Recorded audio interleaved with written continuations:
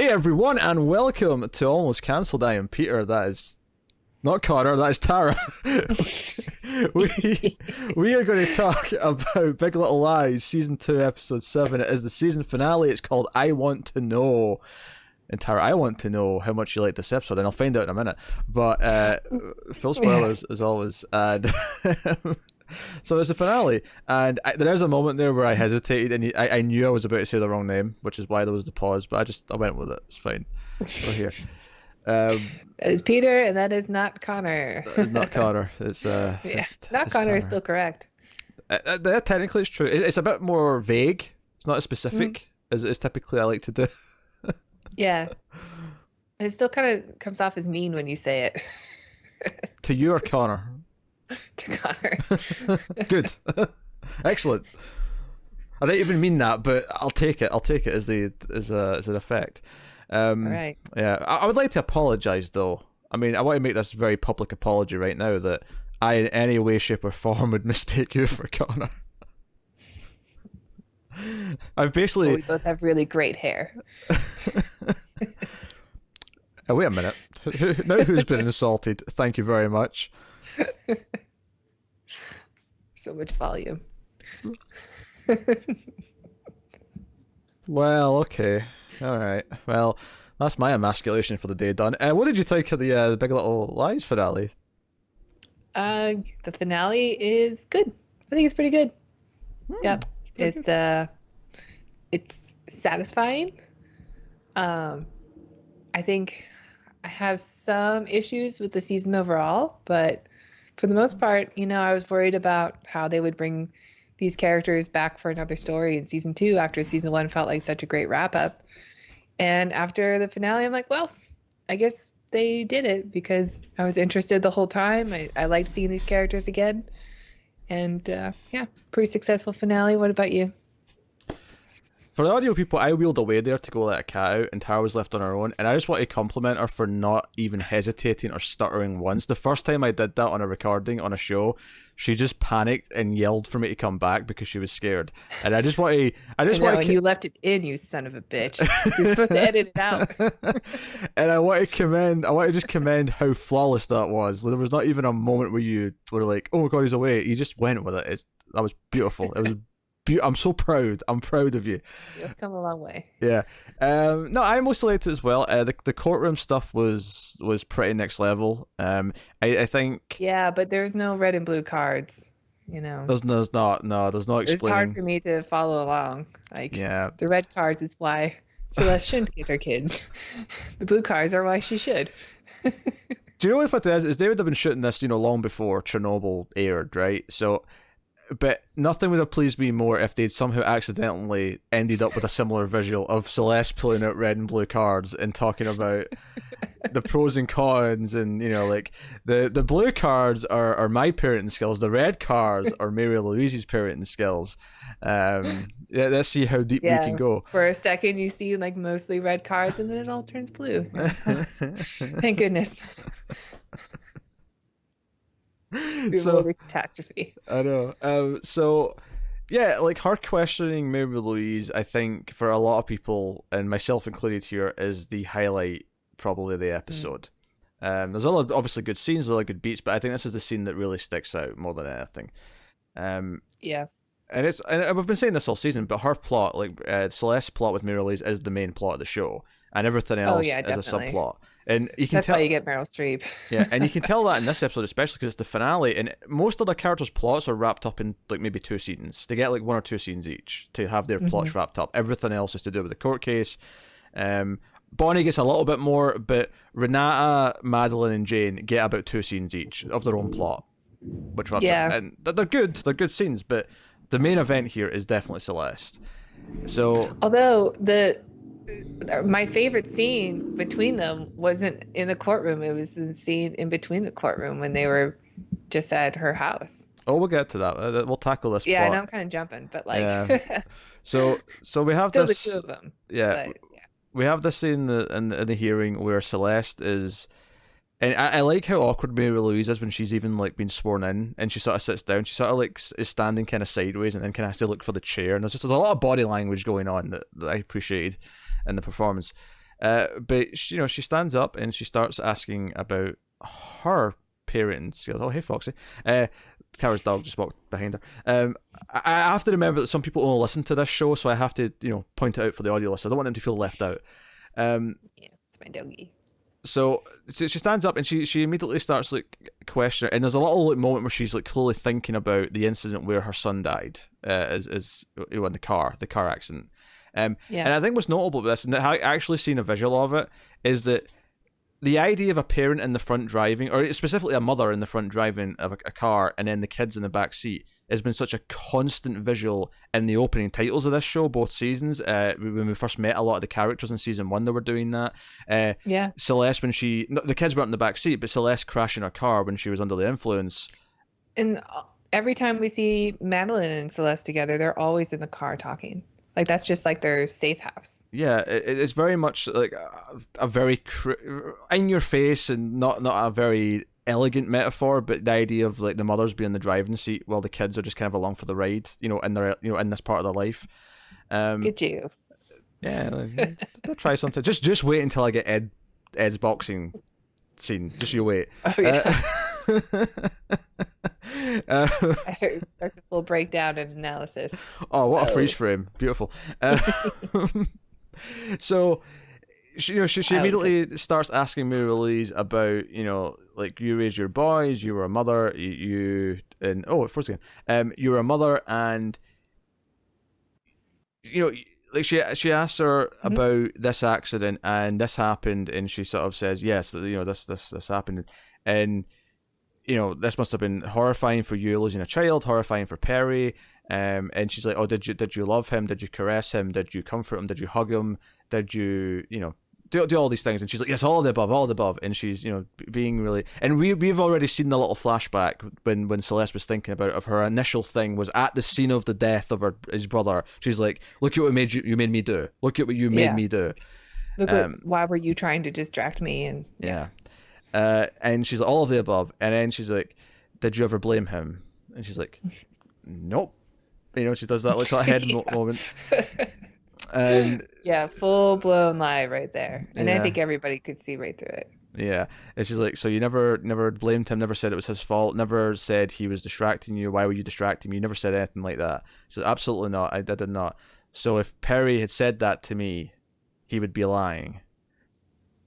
Very much director, and you can see the emotion still in the scene. And if I have any complaints with this scene, is that it does kind of feel like, okay, we've argued that she should be allowed to do this because she is a lawyer and she has passed the bar exam and she is qualified. But there's several points when they start arguing in the middle of the scene where it stops feeling like a lawyer, questioning someone on the stand. Yeah, a little bit. I think they have some dramatic license here to say, yeah, this would be acceptable in a courtroom.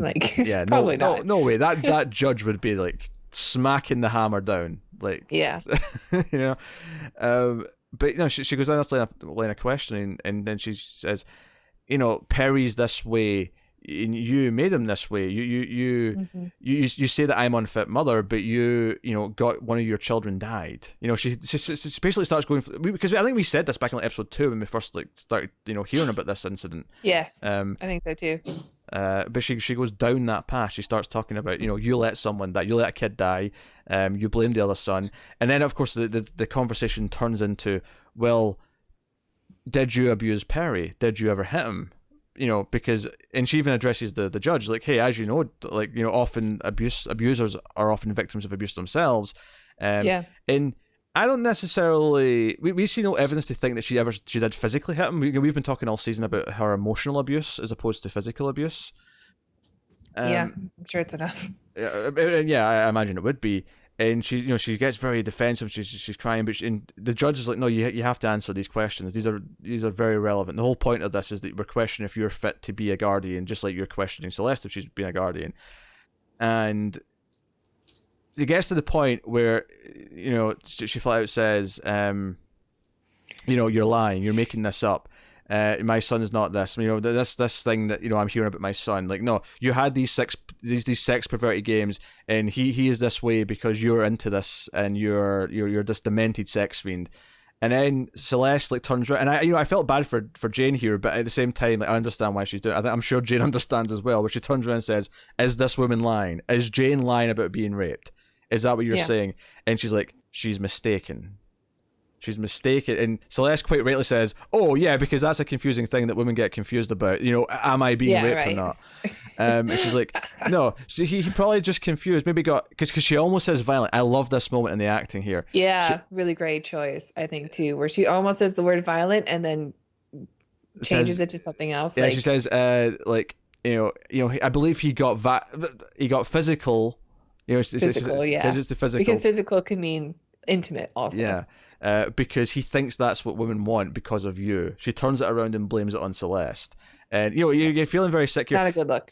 Not a good look, but you feel very sick here because she's doing the victim blaming. She's doing what she's done, but there is like a layer to it in this scene where you can see her crumbling. I kind of joked last week about "You Can't Handle the Truth" kind of coming up, and this is kind of that moment where she's kind of showing herself to everyone, even though like she's saying all these horrible things. I don't think there's anyone in the room that really believes her right now. She's kind of losing credibility with every sentence. Yeah. So. Yeah, it's not a good look to blame victims, and she's really doing it a lot here. And I think the big reveal is right after this moment, Celeste plays a video that she found on her son's iPod earlier, or iPad. Yeah, which I'm a little mixed on, just in the sense that I do think there is a kind of convenient TV thing that she finds this piece of evidence like the morning or night before the case. I don't mind that. The thing that kind of bothers me is that you can't like surprise a witness with a video. Like, doesn't it all have to be submitted beforehand and reviewed by both parties before they can just... It's not like, oh yeah, we'll explain this. See, I think you're right. I wonder though if that's not a role in because this is not a court case. This is not like this is a hearing for custody. This is not like a criminal court case, right? Yeah, I guess so. So you may be right though. I'm not saying you're definitely wrong. I'm just theorizing that maybe that's the difference. It was super emotional though to watch it. Like, it just reminds you of everything she went through in season 1 and the ride you went through with her. Just that emotion of watching a woman be abused is just so... It was so hard. Like, you knew right away that this is not sex. This is violence and terrifying and so embarrassing for her. I think my favorite moment of this scene, obviously Reese freaking out at it and like crying as she's watching it and not being able to accept it and having to witness this horrible truth, and she doesn't really learn much because later on she still kind of tries to twist it into, oh, you're all equally to blame, you kind of thing. You can't confuse what you're watching though. My favorite part of it though is actually the reaction of Madeline and Jane and the rest of the group sitting in the stands. I think Madeline seeing this, and obviously it's punctuated after the scene where they're in the car and Madeline's like crying her eyes out saying, "I'm sorry, I didn't know, that I couldn't tell." And she's like, "I never told you, I should have told you." But she's like, "No, I should have sensed something. You're my best friend. I should have could tell you were going through something." Well, in season 1, wasn't she like envious of their sex life and her relationship? Like, she idolized them. She didn't know that this was going on. Which I think also ties into Madeline's plot, where like she thought she wanted this more exciting sex life, but then it's like what she was idolizing has turned out to be this horrible thing that she didn't understand. And all of a sudden it's like, oh, maybe I didn't know what I was wanting. Like, I didn't understand it. And that's to say there isn't a more passionate sex life in between her and Ed and Celeste and Perry that is healthy, because there is, but like, I think in the context of the themes of the show, my other part I loved of this scene is when she's like, "Oh, you believe me to be an unfit mother and that the children are in some kind of danger. Did you report this to child services?" Yeah. No. And do you know what it is I love about this? Is the exact same argument why didn't she tell someone about Perry? Well, why didn't you tell someone about the children being in danger? Did you report it to anyone? Did you tell anyone? And even though it never goes down this path, I think the purpose of that line of questioning is to show that it's kind of vindictive. That it's not just about caring for the kids, because if she cared just about the kids, she would have told people before going to a lawyer and trying to steal them. But she didn't. Yeah. She wanted to lunge this on her, surprise her with this legal hearing. Mm-hmm. And it's kind of showing her real intentions, which we've been obviously talking about for episodes, but I like that. I was surprised that the court case wasn't more about what happened to Perry's death. I thought that I sort of always Mm. thought that that was Mary Louise's angle, was to just find out what happened that night, and it didn't go down that path at all. I mean, she kind of brought it up in the last episode, saying, accusing her of killing her son, but without any proof. And they really didn't bring it up at all. So I was just kind of surprised by that, because I thought that they were leading with that from the beginning. Yeah, they really didn't. I've got some thoughts on that, but I think we'll save that for the ending, though, because the ending really ties into Okay. all the Yeah, it death does. stuff. Just sticking with Celeste and Meryl, there's the other scene you wanted to talk about, where Celeste is with the boys and they're playing games. Even before Meryl shows up, there's a neat little moment again where they're asking about her day in court. Did it go well? And she's like, "Oh yeah, I mean, I think it did go well." It's like, "Oh, were you a superhero?" And she's joking about being Wonder Woman and blah blah blah. Yeah. And they say, "Oh, did you beat her up?" It's like, "No." And what struck me about this line is that this actually would be a fairly innocent line from a kid usually, right? Sure. If a kid's talking about superheroes and comparing their parents, and I can see the parent just being like, "Yeah, I beat them up real good," in a jokey way, and it would be fine. But obviously But because of she the knows that they've seen yeah what it looks like, because she's seen what's on the videos that they've taken of her. yeah At least one video. my cat knocked the camera out of place. So I that was a neat little touch, and then Mary Lee shows up, and Celeste sees her coming and like sort of like gets her at the door and doesn't let her in to see the boys. And Mary Lee's like, "Why are you lying? Why are you lying about me? Why are you lying about what I've done and what I did? I never." And I actually kind of believe her that she never did physically hit Perry. I believe that. Yeah. But I don't believe that she didn't blame him. I don't believe that she didn't, abuse him. And it kind of leads into what she says later on when she makes her statement, or kind of final statement before the judgment's given, is that she says it's one thing to ask me to give up my boys because you think they're endangered and I'm unfit to be a mother right now. It's another Yeah. thing to ask them to go to her. Right. This scene was really, really powerful, because I think Celeste has probably her best line in either of the two seasons, when she tells her, like, "You lost your two kids, don't try to take mine." Like, it really struck me when she said it. Yeah, because I think part of it is that she wants to replace her sons. She wants to Yeah. have a second go round. Yeah, and you can see, like, Mary Louise is really tormented by it, and she's trying to blame everything but herself. She doesn't see herself as the problem. She just sees other women as in her way or Yeah. something. I don't know. Like, it's a really, really strong performance from both of them. Not that you would ever think otherwise by the casting. And I think that leads us in neatly to the scene where they make their final statements. Because one of the parts that again really stuck out to me is Celeste really kind of points out that like she doesn't admit that she's wrong, that she was abusive necessarily, but she flat out says, you're saying, you just said in your statement, Mary Louise, that you didn't know, you had no idea Perry was this way, and that's part of the problem, is you had no idea your son was this person. Yeah. And I think with Celeste, what we've seen this season is that she's paying very close attention to who her sons are, and like and catching things that she knows she needs to fix, and she knows she needs to explain things to them and teach them, and get them on a better moral standing. And when she looks at her boys after she says that, you get the feeling that, no, I know my sons have problems and I am going to address them and do what I can to make them work. And clearly you ignored them, or you were emotionally abusive about it, and you had no idea. You just lived in this bubble where you thought they were, Perry wasn't this way, and that was the problem. So I really like that touch. That was really good. Great. It was a great scene. I mean, the courtroom stuff is definitely the highlight of the episodes. Absolutely. And the judge gives her statement, and she says, "Hey, like, these boys have been through a lot. It's going to take a lot to heal, and I'm not going to make that worse by taking them away from their mother." And so it's kind of the happy ending here to a point. But I think the big moment. Yeah, and it's nice that it was Celeste, because she had doubts in her lawyer that she had, even though she was the best, like, at least the best that she can get. And it was nice that Celeste got to win her own children back by being the thing that she was great at before. Yeah, by being a lawyer again. The thing that made her independent, the thing that made her Celeste, as opposed to But I think the really big moment here is that afterwards she asked both of them to go and hug their grandmother, and it's kind of this Yeah. like, I'm not going to be vindictive about this because, and I think it's less to do with her wanting to be a better person. I think it's more to do with teaching the boys to not hold grudges and to have compassion. Yeah, and letting her know that she's still going to be a grandma to the boys, Yeah. even though she's not going to be. I mean, clearly her and Celeste are not going to have a relationship after this, but she's not going to keep the boys from her also. Yeah, but I think it's a valuable lesson for them that it's not this like, oh, I hate her now, so I'm going to be, like, no, go Yeah. and hug her, go and like, offer an olive branch. She's not a super villain. Yeah, Yeah. she's your grandma. Yes.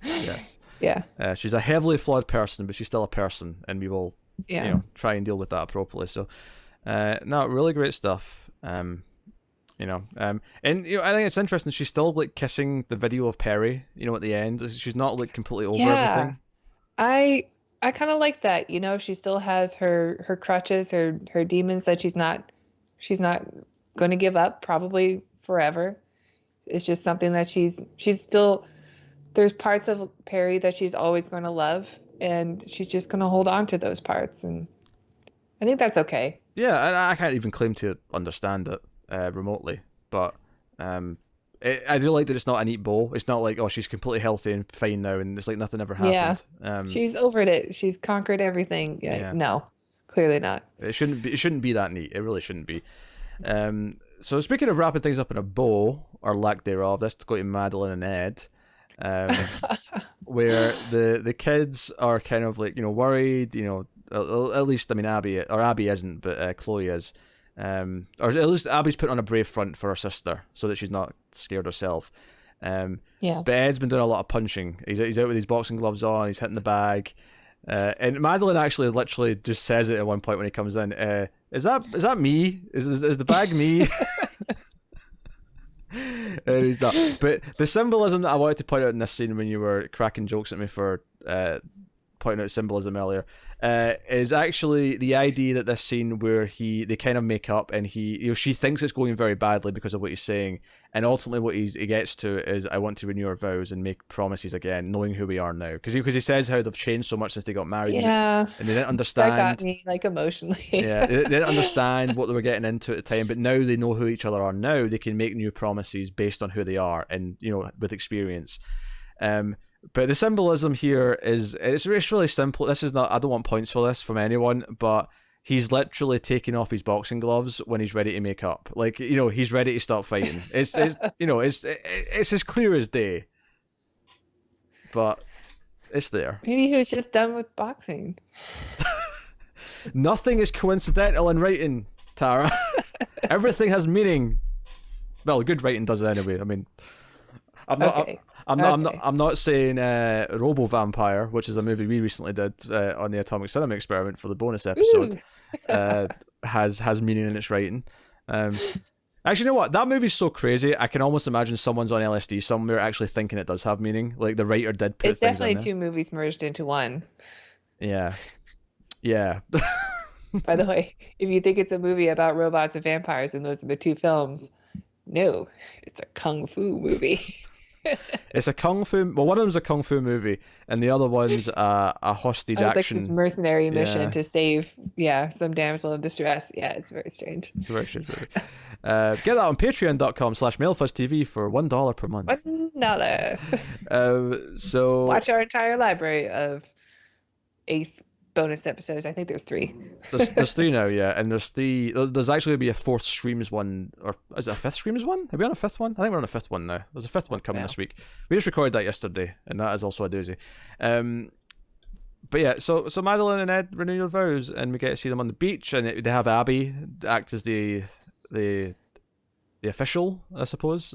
We'll call it. Doesn't have to be like a real, thing. Well, she has this little moment, or Madeline has this little moment where she goes, "Oh, this is so wonderful, and we'll make it the perfect wedding, and it'll be like we'll have it on the beach with tents, and all our friends will be there." And then Ed's like, "No, this is private.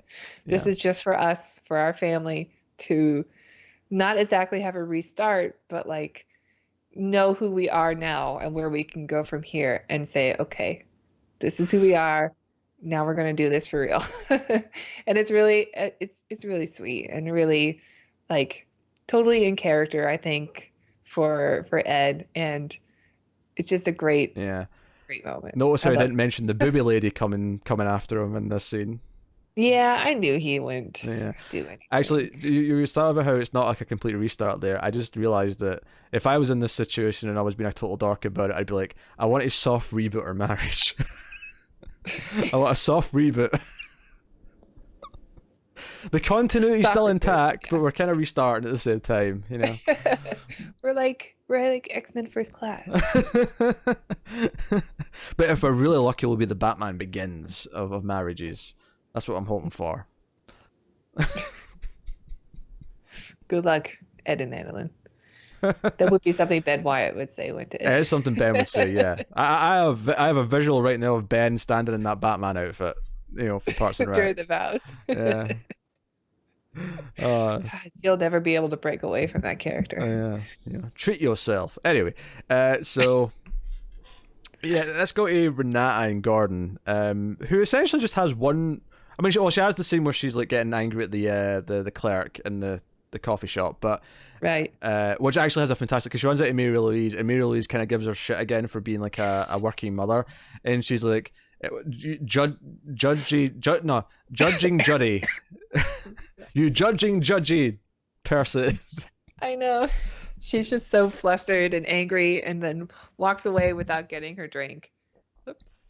And then Mary Louise awkwardly says, "I'll take it because we're going to the same place," which is true. Because she says it to the Starbucks guy. We're both going to the same place. We're going to the same place anyway. Like, I deal with this all the time. I was almost disappointed we didn't get a scene of her at the courthouse handing her a coffee, being like, "Hey, you left this." I wonder if we see Renata like holding it though. Oh, maybe, yeah. I have to go back and check. Yeah, that's a good question.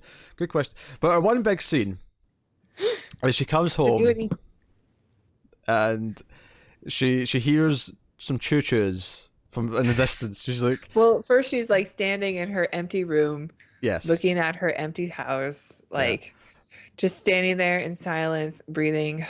Like, I think what have I gotten myself into? Even more importantly, like, I mean, I think Room's underselling it. She's on her balcony. The house she's having to sell and get rid of. She's on her... Like, how many people have a balcony over their living room? Not many, right? Yeah. Rich people have this. Yeah, and everything's gone. Everything she's ever worked for is just an empty shell of a home. And then she hears the sound of, you know, what Tara used to hear at her old place, just trains in the distance. And she's very confused. And she comes out of Gordon's playroom and is like, "What the hell? Why is all this still here?" And he gets everything is there. Yeah, all of his toys are there. Every single one. Every single one. And he gets this smell. And she's like, "Oh, good news! I sold all this today." And for a split second, she has this sort of relief where she's like, "Oh, okay, so you're just kind of saying goodbye. Okay, I'll accept that and move on. I won't make a fuss." Okay. Yeah. And then he's like, "So the good news is that, you know, so this so and so collector bought it, but the best part is we get to keep it." And she's like, "What?" Well, he's a collector. He just cares that it's cared for. Like, he doesn't mind. So I get to keep it all, and, you know, he's still paid for it. You know, we made all this money, and all I could think was, she has lost everything, everything, and he gets to keep all his toys, all of his toys. I think you knew. Yeah, I think at this point you always knew where this scene was ending. Yeah. There was no way in hell she wasn't. Once you saw that rack full of baseball bats on the wall. Get him. Right. Get him or not. That said, he does make it worse before she even does that, because she then lists, "I've lost everything." She's like, she lists everything that he's done, and then she finishes it with, "And you were effing the nanny all this time." And then he's getting annoyed at this point that she's, because when she starts this little rant, he's like, "Oh, here we go again." Like, you know, he's like, he's over hearing her complain about this. I mean, but like, he's lost nothing. Like, what has he lost from this other than Renata yelling at him? And maybe lost some trust.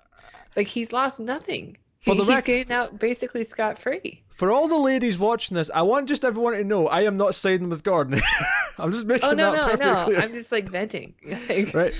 I'm with Renata. But he has this line where he says, "Well, she's not around anymore, so I have to play with something."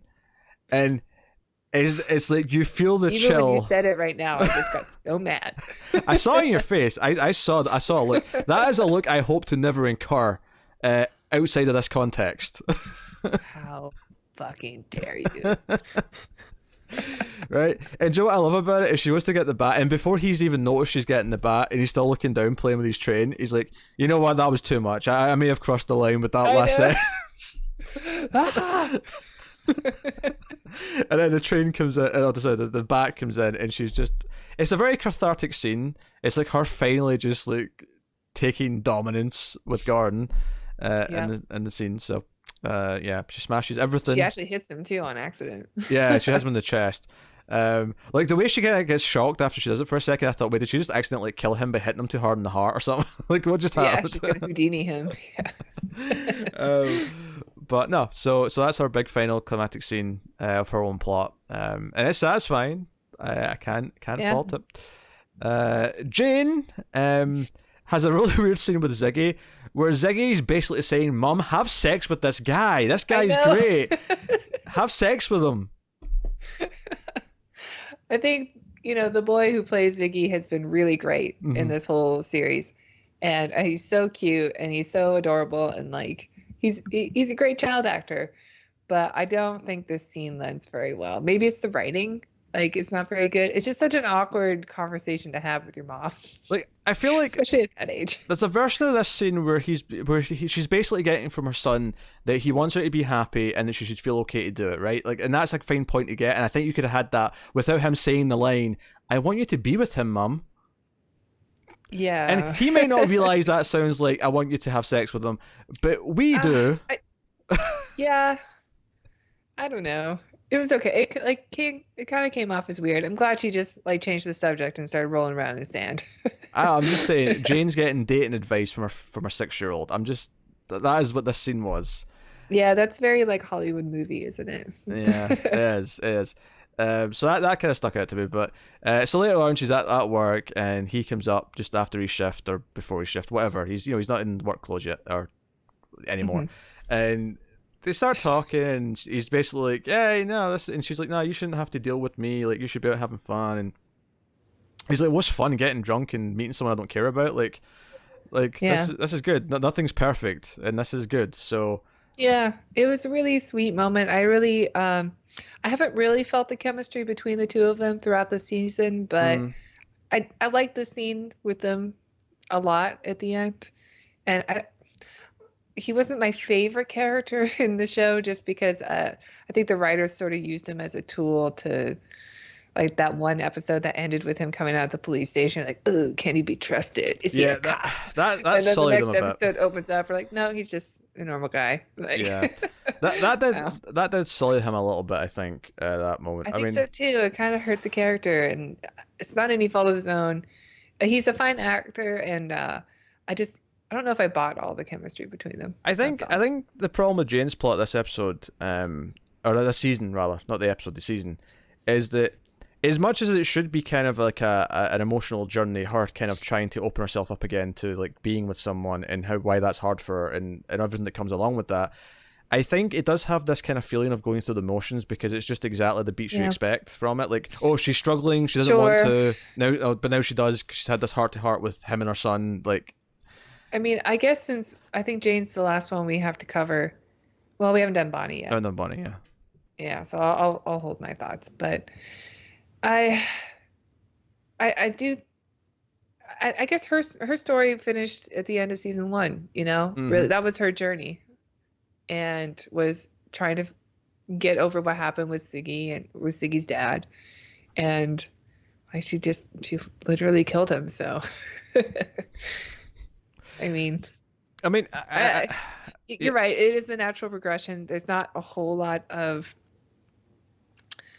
story, I guess, to it. Yeah, it plays I out wonder exactly. If this could have been like a movie. Yeah, like you know how Deadwood came out with that like 2.5-hour movie to wrap up what happened with the characters. I think some of these characters didn't need to have a continuation, but I love the stuff with Celeste and Mary Louise.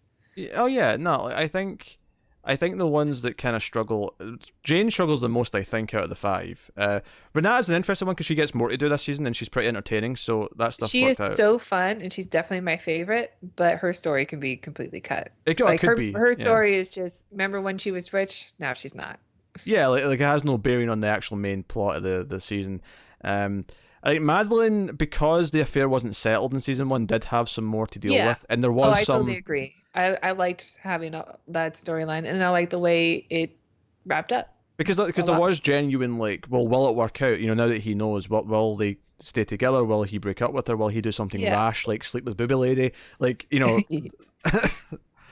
there's stuff there. And like the little Beavis and Butthead laugh right there.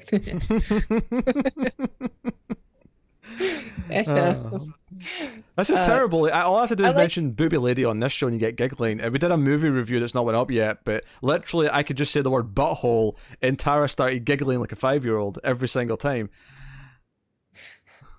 God. Yeah, it's Captive State. Watch Captive State. or not, as the review might indicate once you actually see it. Yeah. You just want them to have context. You just like, you know what this butthole thing comes from. Yeah. Can you blame me? So, no, and I think so. I think Madeline and Celeste stories do have to continue. I think Jane doesn't and kind of feels it. Renata doesn't, but is entertaining enough where we don't really care. Yeah. Bonnie should be more interesting, but it feels pretty forced. No, I agree.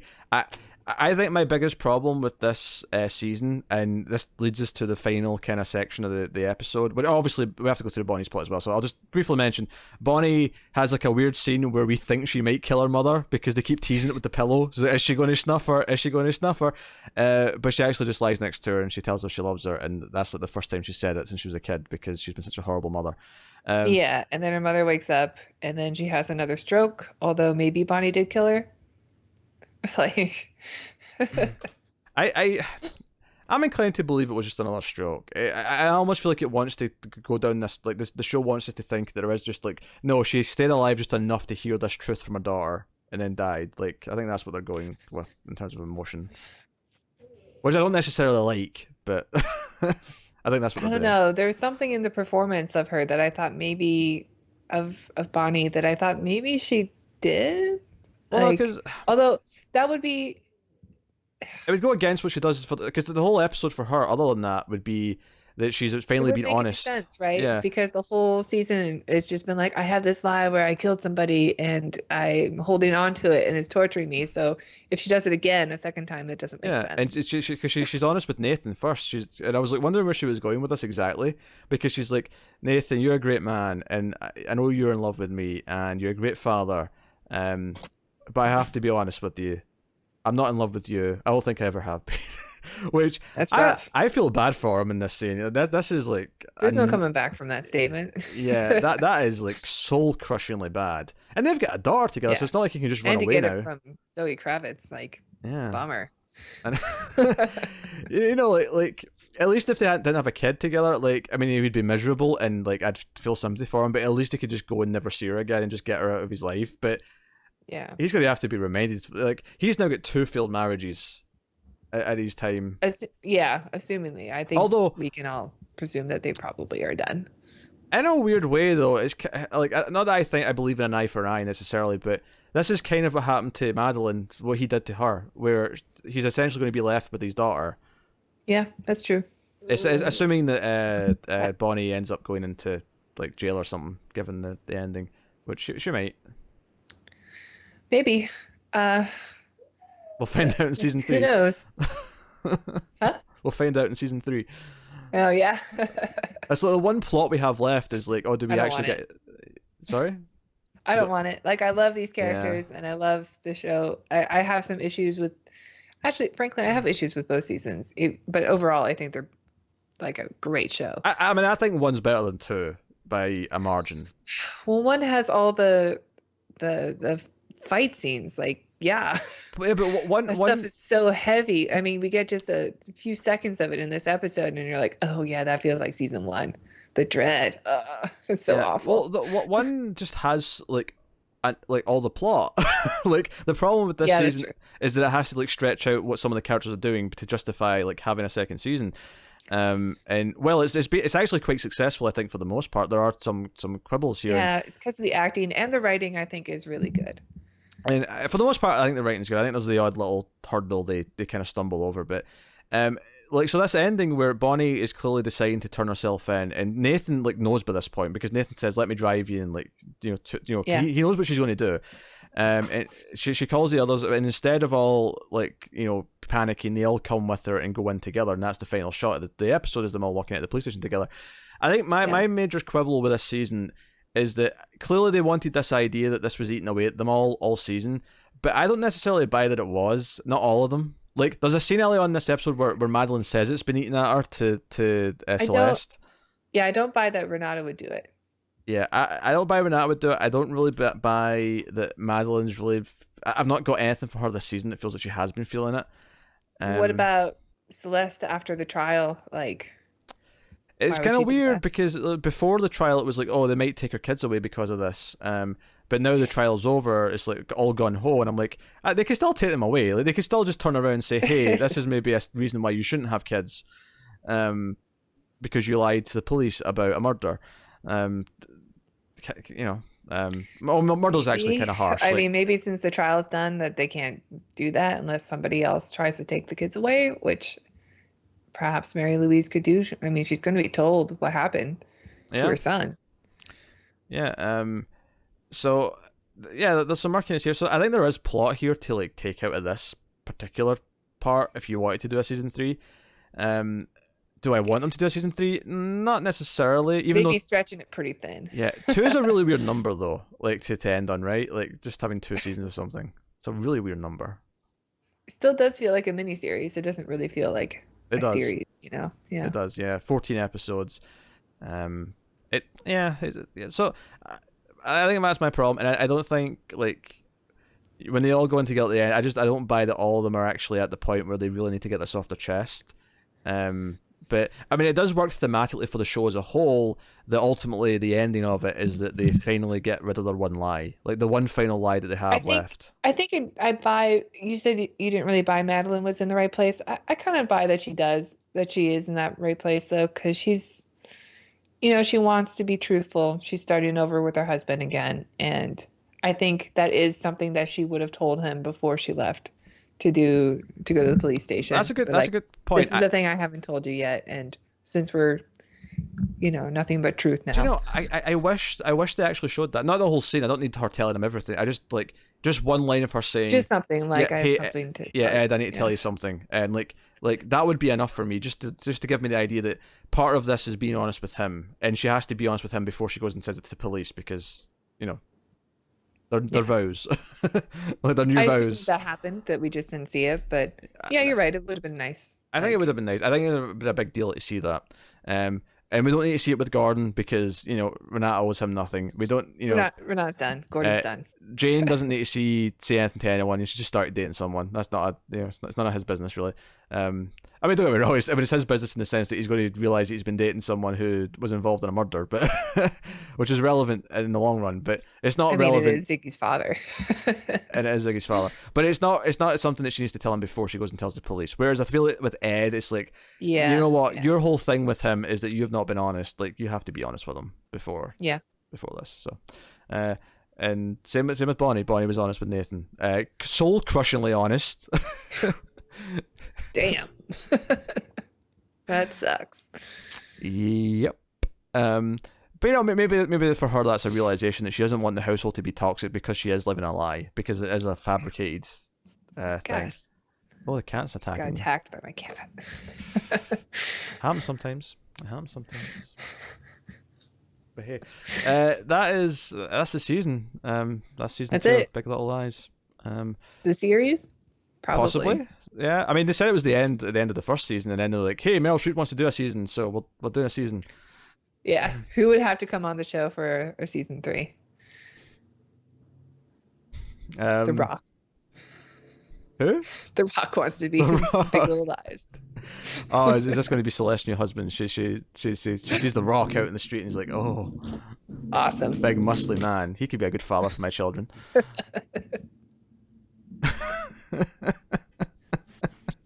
Now what I seen of The Rock and Mary Louise, where he just like, because I know you were never into wrestling, but he was such a quick talker. and like he would always like just like talk people out of an argument and just kind of like. No, I never watched his wrestling. I want to see him do his wrestling promo against Meryl. Give her the people's elbow. Give her the people's elbow, sure. No, because I mean that's. Mary Louise. I feel like that's poor taste in the show where the whole plot's been about domestic abuse. Let's not have The Rock drop an elbow on the elderly woman. An emotional people's elbow. An emotional people's elbow. Give her the people's eyebrow, for sure. You knew what that was. It's true. I do know those two things. Yes. And that he says, "Can you smell what The Rock is cooking?" But that's all I know. The first movie he ever did, well, not the first movie he ever did, but the first movie where he was the lead, the main character. His character's The Rundown? Sorry? Was it The Rundown? The Rundown, yeah. His character's backstory is that he was a chef, and that was purely because the joke was that his catchphrase was, "Can you smell what The Rock is cooking?" So I thought it was pretty funny. I didn't know. I went and saw that in the theaters because I'm like, I like this Rock guy. I don't know why. He's very charismatic. But I think I like this guy. So I went and saw him.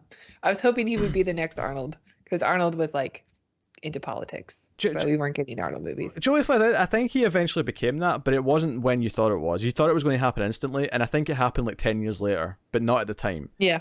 I think that now he kind of is. But there's this weird difference with their careers, and I'm off on a tangent here before we wrap this up, but just bear with me.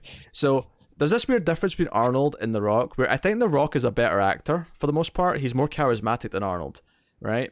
He has this raw charisma and talent that is he's so energetic. He's so great. Yeah. And not that Arnold doesn't have Arnold has presence and he has his own form of charisma, but The Rock is way more charming and has way more going from him as an actor. But he's in almost nothing but terrible movies. And we all just kind of go, well, the movies are terrible, but The Rock is good in them, so whatever. If you like The Rock, see them for The Rock. Arnold was the opposite. Arnold was an actor who shouldn't have worked, but somehow kept being in really good movies and always worked in the center of them. They wrote for Arnold. Like they're like, okay, he can't act very well. He's pretty stilted, so let's make him an android. He's pretty stilted, she says, as her camera's frozen. Or we'll make him a mercenary who just has to be cool, chomp on cigars, and shoot down forests. That's true. No, and he has little touches here or there, but I think I think he gets underappreciated for the little things that he does in these roles. But hey, he's great in Predator. He is. He's even better than Terminator. He is. He's phenomenal. I mean, yeah, I do. I love him, but I think he has more to do in Predator, and. So what we're saying is with Arnold Schwarzenegger in season 3 of Big Little Lies. Yeah, you're right. That's better. We'll write a season 3 for Arnold. HBO, on it. He's gonna have a fight with Meryl. He's gonna do it. I'm right here. Kill me. I'm right here. Do it. Kill me with your passive aggressiveness. Oh, and Mary Louise is going to get like a curse. Someone's going to be, if she bleeds, we can kill her. What the hell are you? Oh god, no, I want this. I want this so bad. I want Arnold in season 3 of. Who would we do the high five with though? Oh, Renata. She's a beast. Yeah, Renata. You son of a bitch. Awesome. All right, we're done. We are done. All right, okay, that has been the season finale of Big Little Lies season 2. Let us know what you think of the finale and, of course, the season as a whole in the comments below. If you would like to support us, you can do that by liking, subscribing, commenting, of course, rating the audio version of the podcast on your podcast app. All that stuff helps us out. If you want to support us financially, though, where can they do that, Tara? Well, you could check out our Patreon page, which we've mentioned already. It's patreon.com/MildFuzzTV, and you could donate as little as $1 per month, and you get goodies. Like, I almost said free goodies again. You get free stuff for your $1. Oh, commerce. And like my favorite part of that is bonus episodes of the Ace. What? My favorite part of that is I'm pretty sure where you made that mistake and said free stuff was on an episode of something else that's not been out yet and probably won't for a couple of weeks. Yeah, I've done that before. Get your free goodies for $1. Oh, Tara. But yeah, we post videos, extra bonus videos of the Ace for you guys, and get Screams After Midnight bonus episodes or Mild Fuzz mysteries that you do with Connor. check it out. Yeah, go check it out. Also, I loved how you started that with, which we already mentioned. I almost got this sense of, we already mentioned it, why you make me say it? Because we already talked about it. We don't need to do it again. Yeah. I'm going to come over and smash your trains in with a baseball bat. That Jason statue has it coming.